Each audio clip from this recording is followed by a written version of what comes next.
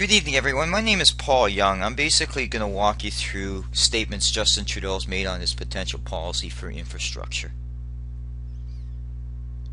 So, Justin Trudeau's been, like all the other leaders, making promises of what his commitments will be on different policy if he was elected as the Prime Minister of the country. Now, he's basically talked about a big dollar amount of $60 billion over 10 years. So that's an extra $6 billion that would go into infrastructure. But I want to stop you there. There's three components to that money. There's money going towards what we call is like almost the Build Canada, the gas tax fund that goes to municipalities based on the projects required. That's probably going to be about $20 billion. Then there's another $20 billion that he's promising for social housing in areas like Vancouver and Montreal to help provide affordable housing issues for people there. Then he's also looking at another $20 billion or $2 billion a year to transit. Now, the reason I break it down there because it's easy to get sucked into the big number. You need to look at the pieces to it to really what that means in the grand scheme of things and what the issues are facing. Now, like anything else, if you're going to make a capital investment in business, you're looking for a return on that investment in terms of what it's going to do in terms of the government's involvement or role. So if you're investing in infrastructure, yes, you need to replace culverts, you need to replace roads, but there also has to be an emphasis around supporting the economy. And I've used exports there and GDP, and the reason why I've focused on exports is exports drive jobs, drive the economy in Canada.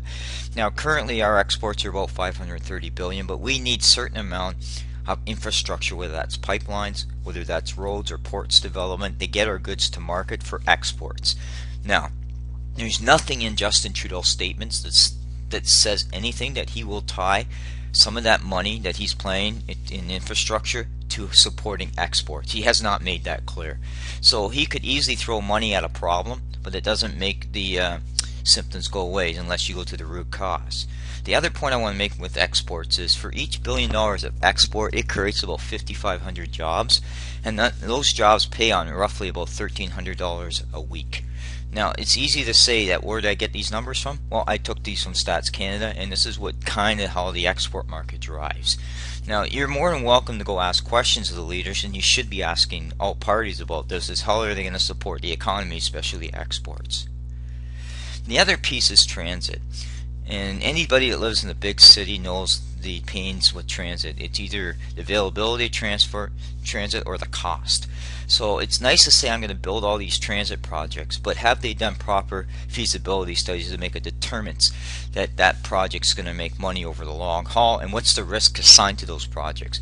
We've seen everything from light rail in Mississauga to a bunch of different subway routes in Toronto. The concern that you have is just because you build it doesn't mean it's going to be utilized, and that's what I basically is showing here on the right hand side with the example. But I also want to talk a little bit about transit itself. It's a long-term investment. It's based on ridership.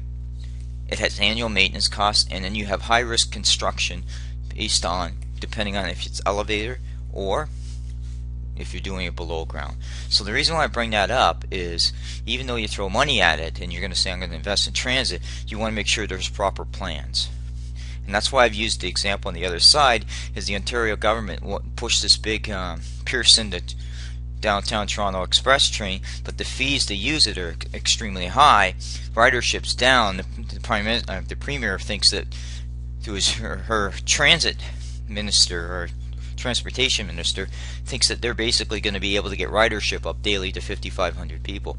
Well, if it's more expensive to take it, and then why would people take it? That's what you really have to look at. Is the cost make sense, and was that route the right thing to do? And you have to really think these transit routes out when you make decisions.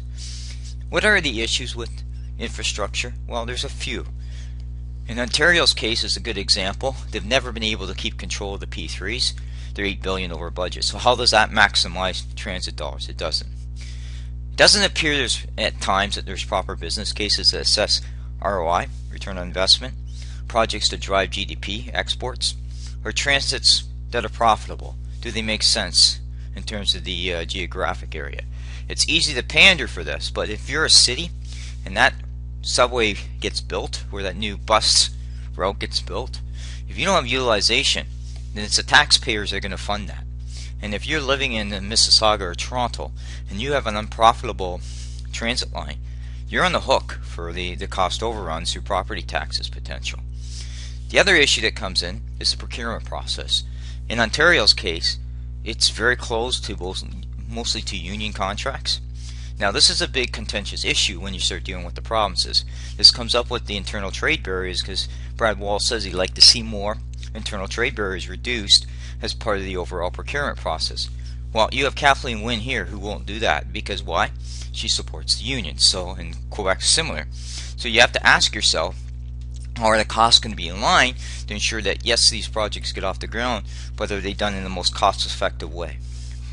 There's also some provincial policies coming that drive the maximization of the funding dollars. One is the arbitration process, and that's basically how you pay your government workers, at least how much money left over they have to fund projects.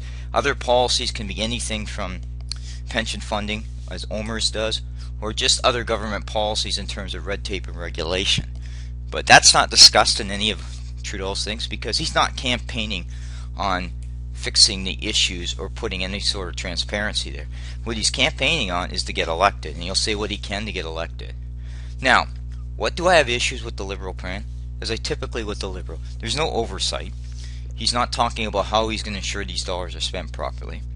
He's got no clear indication how projects will be assessed in terms of their value. He's throwing a lot of money at Toronto because it's vote rich. How's that make people in Vancouver, Winnipeg, Calgary, Edmonton, Halifax, London, Kitchener feel?